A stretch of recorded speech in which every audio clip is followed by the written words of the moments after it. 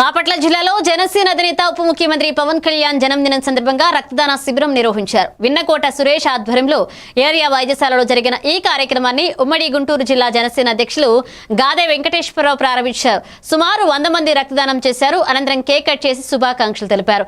పవన్ కళ్యాణ్ పోరాటం, ప్రశ్నించే తత్వం ప్రజల హృదయాల్లో నిలిచిపోయిందని నాయకులు పేర్కొన్నారు. ఈ కార్యక్రమంలో టీడీపీ, జనసేన అభిమానులు పాల్గొన్నారు.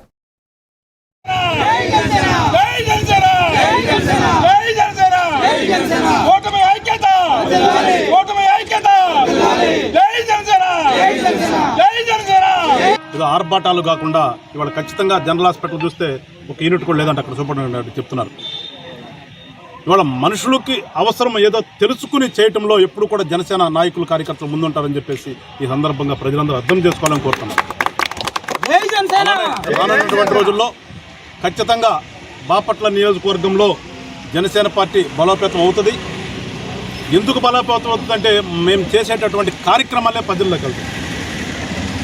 ఇవాళ ఏది చేసినా ప్రజలకు అవసరాన్ని తెలుసుకుని, మరొకసారి చెప్తున్నాను, ప్రజల అవసరాన్ని తెలుసుకుని మా నాయకులందరూ ముందుకెళ్తారు. కాబట్టి ఖచ్చితంగా రానున్నటువంటి రోజుల్లో ప్రజలు జనసేన పార్టీని అభిమానిస్తారు, ఆదరిస్తారని చెప్పేసి ఒక నమ్మకం ఉంది.